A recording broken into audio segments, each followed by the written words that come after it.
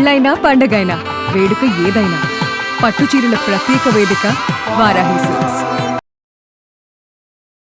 గురుగారు నమస్కారం. గురుగారు శ్రీమాత్రే నమః. శ్రీ గురుభ్యో నమః. గురుగారు శ్రావణ మాసం ఎంతో భక్తి శ్రద్ధలతో అమ్మవారిని పూజిస్తూ వస్తాము. చెయ్యాల్సినవన్నీ కూడా తెలుసుకుంటూ ఉంటాం, చేస్తాం. కానీ చెయ్యకూడనివి కూడా కొన్ని ఉంటాయి. ఇప్పుడు గెస్ట్ వచ్చారో ఇంటికి, ఇబ్బంది పెడితే వాళ్ళు మళ్ళీ ఇంటికి రాల్సి వచ్చిన అలా ఏమైనా చెయ్యకూడనివి పనులు ఉంటాయా? అలాగే పెళ్లి కాని వారు కూడా ఉంటారు, అమ్మాయిలు, వారు కూడా వరలక్ష్మి వ్రతం చేసుకోవాలి అనుకుంటారు. ఏంటి గురుగారు ఇదంతా ఒకసారి? ముఖ్యంగా నాన్న, మనకి శ్రావణ మాసంలో చెయ్యకూడని పనులు అంటే ఆహార నియమం. ముఖ్యంగా నాన్ వెజ్ తినటం మానేయాలి. ఇది ఏ అంటారు గురుగారు?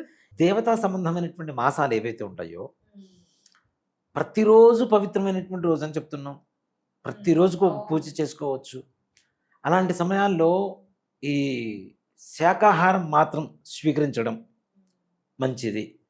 ఇక్కడ మాంసాహారం తినడం తప్ప అని నేను చెప్పడల్లా, కానీ మాంసాహారం తిన్నవాళ్ళు ఎవరైనా గుళ్ళోకి వస్తారేమో ధైర్యం చేసి అడగండి. ఎవరు రారు గురుగారు. కోడిగుడ్డు తిన్నా కూడా లోపలికి రారు. మేము తిన్న గుడ్డు తిన్నాం, మేము రామని చెప్తాం. అవునా? అంటే వాళ్ళ మనస్సులో అదేంటి, దేవతా సంబంధమైనటువంటి వాటిలో అది నిషేధం కాబట్టి వెళ్ళకూడదు, చేయకూడదు అనేటువంటిది సుస్పష్టంగా అందరికీ తెలిసినటువంటి వ్యవహారమే.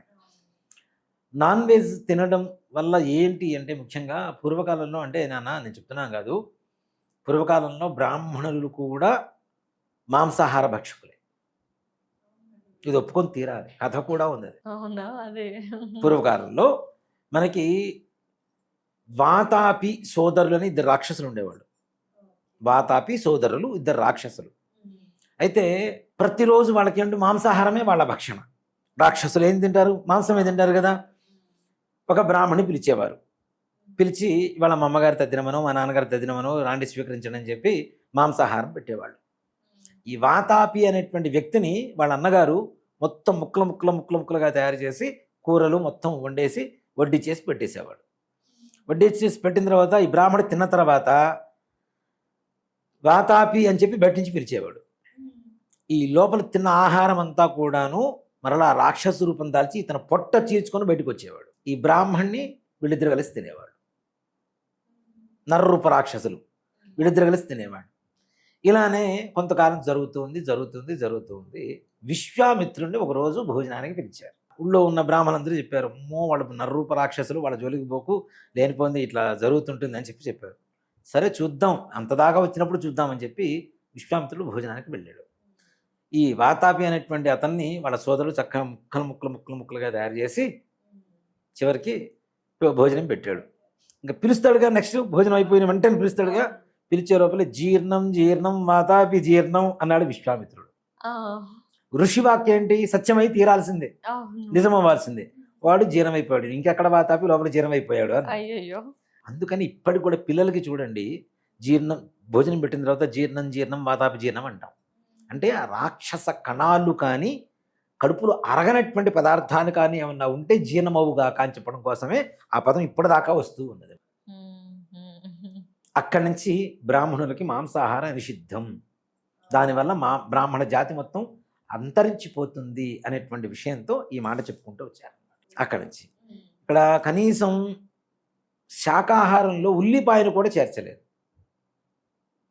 విశ్వామిత్రుడే కదా బ్రాహ్మణులకి మొత్తం ఇది ఆహార నియమం అనేటువంటిది ఈ నిర్దేశం జరిగింది. ఎలా జరిగింది? ఉల్లిపాయ తినవద్దు. ఒకప్పుడు టమోటాలు లేవు మనకి, పూర్వకాలంలో టమోటాలు లేవు నాన్న. క్యారెట్లు, టమోటాలు, తర్వాత ఈ మిర్చి ఇవన్నీ లేవు. మిర్చి కూడా లేదు ఒకప్పుడు. మనకి మిరియాలు వాడేవాళ్ళు కారానికి, మిరియాల పంటనే వాడేవాళ్ళు. ఇప్పటికి మీకు హంపీలో మిరియాలు అమ్మినప్పుడు వచ్చిన డబ్బుతో గుడి కట్టించిన వాళ్ళు ఉన్నారు కొంతమంది. మిరియాల గణపతి, ఆవాల గణపతి, చింతపండు గణపతి అని ఇట్లా గణపతులు ఉండే అక్కడ దేవాలయాలు హంపీలో. అవి వ్యాపారం చేస్తే వచ్చినటువంటి డబ్బుతో గుడి కట్టించారు. సో ఈ పదార్థాలు ఉండేవి కాదు కాబట్టి అప్పుడు ఈ నియమం లేదు. ఉల్లిపాయలు ఉండేవి. ఉల్లిపాయలు నిషిద్ధము, బ్రాహ్మణుడికి భోజనంలో నిషిద్ధము అని చెప్పి ఉల్లిపాయలు కూడా తీసేశారు. శాకాహారం, సాత్విక ఆహారం అంటే ఏంటి? ఆకుకూరలు ఇట్లాంటివి. దోసపండు అనేటువంటిది పూర్వకాలం నుంచి ఉంది. దేనికంటే రాముడు కాలం నుంచి కూడా దోసపండు తిన్నట్టుగా ఉంది రామాయణంలో కూడా. కాబట్టి దోసపండు ఇట్లాంటివి ఏవైతే ఉన్నాయో ఇలాంటివి మాత్రమే, కందమూలాలు ఇవన్నీ తినవచ్చు అని చెప్పి శాకాహారంలో ఒక నియమం పెట్టారు. తద్వారా ఏమవుతుంది, మాంసాహారం తినడం శాకాహారం తినడం ద్వారా ఉండే తేడా ఏంటంటే మానసిక ఆలోచన విధానం మారిపోతుంది. అవును గురువుగారు. సాత్వికంగా ఆహారం తింటే నిద్ర పెద్దగా రాదు, ఒకటి ఇంద్రియ నిగ్రహం కలుగుతుంది, దాంతోపాటు షార్ప్నెస్ పెరుగుతుంది. ఇప్పుడు ఎగిరేవి గంతేవి పాకేవి తింటూ ఉంటే ఆ షార్ప్నెస్ తగ్గుతుంది. ఇప్పుడు అంటే ఓకే తగ్గింది, కానీ పూర్వకాలంలో మీరు ఎక్కడైనా చూడండి, ఒక IAS IPS, bank managers, accountants, పిఏలు అతి ఎక్కువగా బ్రాహ్మణే ఉండేవాళ్ళు. అవును గురుగారు. పెద్దవాళ్ళు చెప్పేవాళ్ళు ఉన్నారు. చాలా చాలా వాళ్ళే చోట్ల బ్రాహ్మణే ఉండేవాళ్ళు. ఎందుకు, వీళ్ళు శాకాహారులు చాలా షార్ప్గా ఉంటారని చెప్పి వీళ్ళని పెట్టుకునేవాళ్ళు. అకౌంట్స్ ఇవన్నీ కూడా పర్ఫెక్ట్గా ఉంటాయి అనే ఉద్దేశం. అంటే దానికి దీనికి ఉండేటువంటి తేడా అది నాన్న. అంటే మన మనస్సు ఏదైతే ఉంటుందో కొంతవరకు కర్కసత్వం రావడానికి అవకాశం ఉంటుంది, దాంతోపాటు ఆలోచన విధానం మారేటువంటి అవకాశము ఉంటుంది. ఇప్పుడు అలాంటివి తిన్నప్పుడు లోపల శరీరంలో వేడి పుట్టుకొస్తుంది, వేడి పుట్టుకొచ్చినప్పుడు ఇంద్రియ నిగ్రహం చనిపోతుంది, ఇంద్రియ నిగ్రహం చనిపోతే ఆలోచన మారిపోతాయి, ఆలోచన మారిపోతే మన ప్రవృత్తే మారిపోతుంది. అవును గురువుగారు. కాబట్టి ముఖ్యంగా దేవతా మాసం కాబట్టి శ్రావణ మాసంలో శాకాహారం సాత్విక ఆహారం తీసుకోవడం అనేటువంటిది చాలా మంచిది. ముఖ్యంగా నాన్ వెజ్ తినవద్దు అని చెప్తాం. అందుకని కార్తీక మాసంలో చూడండి చాలా మంది తినరు. అస్సలు తినరు. అవును ఆ, గురువుగారు. చాలా మంది చూస్తుంటారు చికెన్లు మటన్లు కూడా రేటు రేట్ పడిపోయినాయని, తగ్గిపోతూ ఉంటాయి. పడిపోతున్నాయని. అంటే కోళ్ళు కూడా పాపం అవి అనుకుంటాయి, అమ్మా అబ్బాయి ఈ 4 రోజులు మనల్ని ఎవరు కొయ్యర్రా, ఎవరు Memes ఇచ్చేయర్రా వస్తూ ఉంటాయి అని గురువుగారు. చెప్పి కోడి కోళ్ళు కూడా సంతోషంగా ఉంటాయి. Yes. కోళ్ళు కావచ్చు, మేకలు కావచ్చు, ఏవైనా నాన్ వెజ్ తినరు కాబట్టి. అవును గురువుగారు. అవునా? సో దాంతోపాటు ఈ ఉపవాసం చేసేవాళ్ళు కూడా కొంతమంది సినిమాలు చూసి కూడా మారిపోయిన జనాలు ఉన్నారు నాన్న. అదేదో సినిమా వచ్చింది, ఆ అమ్మాయి తమన్నా హీరోయిన్ ఉంటుంది, శనివారం చికెన్ 100 తినను 12 కాగానే రాత్రి కూడా తినేస్తుంది. 100% అవునా? Yes, గురు. మనకి ఎగ్జామ్స్ ఉన్నప్పుడు కూడా తినదు. ఎగ్జామ్స్ ఉన్నప్పుడు తినొద్దు అంటే ఎందుకు తినొద్దు? అదే బ్రెయిన్ చురుకుగా పని చేయాలి. మరి అది అన్ని వేళల్లో అంతే కదా. ఎస్ గురువుగారు. అవునా? అంటే ఆలోచన విధానం మారిపోతుంది కాబట్టి ఈ రాత్రిపూట 12 దాటిన తర్వాత తింటాం, ఇదంతా ఒట్టి మాటలు, అవన్నీ కూడా పిచ్చి మాటలు. ఉదయం 6 గంటల నుంచి 6 గంటల వరకు మనకి సూర్యోదయం టు సూర్యోదయం లెక్క. ఇవాళ పొద్దున 6 గంటలకు శనివారం ప్రారంభమైతే రేపు ఉదయం 6 గంటల వరకు శనివారమే. మధ్యరాత్రి 12 దాటితే 12 దాటితే ఇంగ్లీష్ డేట్లు కాదు, ఇంగ్లీష్ టైమింగ్స్ కాదు, మనకి సూర్యోదయం టు సూర్యోదయం లెక్క. కాబట్టి మరలా మరుసటి రోజు ఏదైనా స్నానం చేసి ఏదైనా నువ్వు చేసుకొని తింటే తినొచ్చు, కానీ ఇట్లాంటి నియమాలు కూడా కరెక్ట్ అయిన నియమాలు కావు. దాంతోపాటు ఇంట్లో శుభ్రం చేసుకోవాలి అనుకున్నప్పుడు ఇంటిని బూజు దులపటాలు, ఇంట్లో అన్ని కడగటాలు ఏవైతే ఉంటాయో, ఇల్లు కడగటం, ఇల్లు శుభ్రం చేసుకోవడం, ఇదంతా మెయిన్ పార్ట్ ఏదైతే ఉంటుందో అలాంటివి శ్రావణ మాసంలో చెయ్యరాదు. అవునా గురుగారు. శ్రావణ మాసానికి ముందుగానే చేసుకోండి. ఆషాఢ మాసంలోనే చక్కగా 11వ తారీఖు 10వ తారీఖు అప్పటి నుంచి ప్రారంభించుకొని ఇల్లు మొత్తం శుభ్రం చేసుకోవడం, బూజు దులుపుకోవడం, సున్నాలు వేసుకోవడం, ఇలాంటివన్నీ కూడాను శ్రావణ మాసానికి ముందుగానే చేసుకోవడం అనేటువంటిది ఉన్నతమైనటువంటి పది. అట్లాగే శ్రావణ శుక్రవారాల్లో కావచ్చు, మంగళవారాల్లో కావచ్చు, మరే ఇతర శుక్రవారాల్లో కావచ్చు, చీపుర్లు కొనుక్కు రావటం, సున్నం కొనుక్కు రావటం, ఉప్పు కొనుక్కు రావటం ఇలాంటివి చెయ్యరాదు. చాలా మంది లక్ష్మీదేవి వస్తుంది చీపురు కట్టి తెచ్చేసుకుంటూ తప్పు నాన్న. శుక్రవారం చీపుర్లు కొనుక్కు రావడం కానీ, కొత్తవి వాడటం కానీ, ఇంట్లో బూజు దులపడం కానీ చెయ్యకూడదు తప్పనిసరిగా. ఇంకా ఇప్పుడు మారింది, కానీ ఒకప్పుడు శుక్రవారం రోజున ఇల్లు చిమ్మేసిన తర్వాత పొద్దున్న కసువును కూడా ఓ కవర్లో పెట్టేసి పక్కన పెట్టేసేవాడు, బయట పడేసేవాడు కాదు. పుస్తకాలు ఇవన్నీ, ఈ షెల్ఫ్లు సర్దడాలు ఇవన్నీ కూడా చేయరు. ఎందుకు చేయరు, ఎందుకు బయటపడేరు అంటే, ఈ చిమ్మినప్పుడు ఏదో మనకి తెలియకుండా 1 రూపాయి కాయనో 10 రూపాయల నోటో వచ్చి ఉండొచ్చు. శుక్రవారం రోజున బయటపడేస్తే లక్ష్మీదేవి వెళ్ళిపోతుంది కదా. అలాగే మనకి లక్ష్మీ స్థానం ఏది, చీపురు కూడా లక్ష్మీ స్థానమే. అందుకనే పాత ఇంట్లోంచి కొత్త ఇంట్లో గృహప్రవేశం చేసేటప్పుడు పాత చీపురు వెంట తీసుకుని వెళ్తారు. మరి లక్ష్మీ కదా, కాబట్టి మరి దాన్ని లక్ష్మీప్రదం అంటున్నప్పుడు శుక్రవారం తీసుకురావడం తప్పు కదా, కొనుక్కురావడం, మంగళవారం కొనుక్కురావడం తప్పు కదా, అలాంటి రోజుల్లో వాడటం కూడా తప్పే. అలాగే బూజు దులపటాలు అలాంటివి ససేమర చెయ్యకూడదు. ముఖ్యంగా దేవుడికి సంబంధించినటువంటి గది శుభ్రం చేసుకోవడం కూడా శ్రావణ మాసం వచ్చిన తర్వాత మొట్టమొదటి రోజున ఏదైతే శుభ్రం చేసుకొని పెట్టుకుంటారో అదే విధంగా నిత్యం చక్కగా పూజ చేసుకుంటూ ఉండాల్సింది తప్పితే పటాలు మొత్తం తీసేస్తాం, మళ్ళీ అన్నీ దోమేస్తాం, ఇవన్నీ పనులు చేయకూడదు. లక్ష్మీదేవి స్థిరంగా ఉండాలి అంటే అంతే, అదే విధంగా పూజ చేసుకుంటూ ఉండాలి.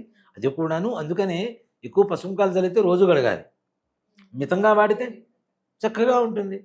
అవునా? కొంతమంది ఇళ్లలో దేవుడు గదులు చూస్తుంటాను నాన్న, బా ఎంత ప్రశాంతంగా అక్కడ కూర్చొని జపం చేసుకోవాలనిపిస్తుంది. కొంతమంది ఇళ్ళు ఉంటాయి, ఇది దేవుడు కదా స్టోర్ రూమా అర్థం కాదు. Yes, గురుగారు. ఇంటి నిండా పటాలే. ఇక వాళ్ళు వేసే అగరబత్తిలు పొగకి, ఈ కర్పూర పొక్కి, అది కూడా ఏదో సినిమా స్వర్ణకమన సినిమాలో చూపిస్తారు కదా, తోకా తోండం అని మొత్తం ఫొటోస్ అన్నాళ్ళు. మొత్తం పట్టేసి ఉంటాయి, మొత్తం మసి పట్టేసి ఉంటుంది. Yes, గురుగారు. అంతంత అతిగా చేయడం కూడా పనికిరాదు ఈ నాన్న. గాజుల మాలలు, కాయిన్స్ మాలలు అవి వెయ్యొచ్చా గురుగారు? ఈ టాపిక్ వచ్చింది నాన్న కాబట్టి. పూర్వకాలంలో ఈ మనకి ఏవైతే కాయిన్స్ ఉండేవో అవి కాపర్తో ఉండేవి. బంగారం, వెండి, ఆ, రాగి నాణ్యాలు తయారయ్యేవి, వాటితో వేసేవాళ్ళు. ఇప్పుడు ఇవన్నీ ఇనుము కదా నాన్న. ఇనుము ఎట్లా వేస్తాం మనం అమ్మవారి మెడలో చెప్పండి? సంఖ్యలు వేసినట్టేగా, అవునా? Yes. గాజులు అల్లి వేస్తే బాగానే ఉంటుంది. వీటిని పగలగొట్టి దీపం దగ్గర పెట్టి దగ్గరికి చేర్చి అదొక మాల తయారు చేస్తుంటారు. అది మరీ దరిద్రం కదా. గాజులతో సంపూర్ణంగా అమ్మవారి దగ్గర పెట్టండి. ఇప్పుడు మీరు నైవేద్యం పెట్టాను నాన్న, అమ్మవారు స్వీకరిస్తుంది, అమ్మవారి దృష్టి ఆ నైవేద్యం మీద పడుతుంది అనేటువంటి ఉద్దేశంతోనే అది ప్రసాదంగా భావించి తీసుకుంటున్నాం. మరి గాజులు మాల వేస్తేనే తీసుకుంటుందా? గాజులు అక్కడ పెట్టినే తీసుకుంటుంది అమ్మవారు. గాజులు మాల వేస్తాం, ఆ మాల ఎవరికైనా ఇస్తే వాళ్ళు ఎవరైనా మెళ్ళేసుకొని తిరుగుతారా? అమ్మవారు గాజులు పెట్టండి చక్కగా, ఆ గాజులు తీసుకొని ముత్తైదుకి ఇవ్వండి, చక్కగా వేసుకుంటుంది ప్రశాంతంగా. లేదు మీరైనా వేసుకోండి, ఇంట్లో ఆడపిల్లలకి వేయండి. అవునా? ప్రతిదానికి ఒక నాడీ సంబంధమైనటువంటి వస్తువులేగా ఇవన్నీ అవును. కూడాను. Yes, ఇక్కడ ఉండేటువంటి bangles నాడీ వేసుకుంటే. యాక్టివేట్ అవ్వడం కోసమే గాజులు వేసుకుంటాం. అందులో మట్టి గాజులే. అవును గురువు. ఎంత బంగారం వేసినా ఏం వేసినా మట్టి గాజులు వేస్తేనే ఆ శబ్దానికి నాడీ యాక్టివేట్ అవుతుంది. కాళీమిట్టెల దగ్గర నుంచి ప్రతి ఒక్కటి కూడా ఒక నాడికి సంబంధించినటువంటివి. ఇవన్నీ కూడా సైంటిఫిక్ రీజన్సే. కాబట్టి చక్కగా అమ్మవారి దగ్గర గాజులు పెట్టడం చేయండి, కానీ మాలలు వేయటాలు ఇట్లాంటివి మాత్రమే చేయొద్దనే చెప్తాను. దాంతోపాటు వరలక్ష్మి వ్రతం చేసుకోవడానికి ఆడపిల్లలు, పెళ్లి కాని పిల్లలు చేసుకోవచ్చా లేదా? Yes, గురువు. వరలక్ష్మి వ్రతం ముత్తైదువురు చేయమని శాస్త్రం దాంట్లో కథలో చెప్తుంది మనకి. కానీ తల్లి చేసుకునేటప్పుడు కూతుర్ని తప్పనిసరిగా పక్కన కూర్చోబెట్టి చేయించండి. Okay, గురువు. తల్లి చేసుకునేటప్పుడు కూతురు తప్పనిసరిగా పక్కన కూర్చోబెట్టండి. ఒక గంటన్నర చక్కగా అమ్మాయిని పక్కన కూర్చోబెట్టి నేర్పించండి. తర్వాత పెళ్ళైన తర్వాత అమ్మాయి కొత్తగా నేర్పించాల్సిన అవసరం ఉండదు. చక్కగా తల్లి నేర్పించింది మా అమ్మగారు. ఇప్పుడు అత్తగారింటికి పోయిన తర్వాత వరలక్ష్మి వ్రతం మా అమ్మగారు నేర్పించింది నేను చేస్తానంటే ఎంత గర్వంగా ఉంటుంది, ఎంత పద్ధతిగా ఉంటుంది. లేదు వరలక్ష్మి వ్రతం అంటే నాకు తెలియదు అత్తయ్య గారు అనగానే నీ మొహం మంట, నీకు ఇది కూడా నేర్పించలేదే మీ అమ్మగారు చెప్పి ఏం చెబుతుంది. అమ్మవారిని తిడుతుంది, దాన్ని తిడుతుంది కాబట్టి. అంతే కదా, నీ తల్లిని కూడా తిట్టించినట్టే మనం, అవునా కదా? సో కాబట్టి తప్పనిసరిగా కూతుర్ని పక్కన కూర్చోబెట్టి ఆ వ్రతం చేయించడం విధానం నేర్పండి. కథ ఇంకా అవసరమైతే అమ్మాయితో చదివించండి. అమ్మాయి మెండు కూడా ఎక్కుతుంది. ఓహో అత్తమామని ఇలా చూడాలా, భర్తని ఇలా చూడాలా, పిల్లలుంటే ఇలా ఉండాలా, ఇరుపు వారితో ఇలా ఉండాలా అని చెప్పి పెళ్లి కాక ముందు నుంచి నేర్చుకుంటుంది. కాబట్టి కుటుంబం ప్రశాంతంగా ఉండడానికి మీరు ఒక అవకాశం ఇస్తున్నట్టే లెక్క. కాబట్టి పెళ్లి కానటువంటి పిల్లలు తల్లిగారి పక్కన కూర్చొని వ్రతం పూర్తి చేయడంలో ఏ రకమైనటువంటి సమస్యలు లేవు. ధన్యవాదాలు. శ్రీమాత్రే నమః. శ్రీ గురుభ్యో నమః.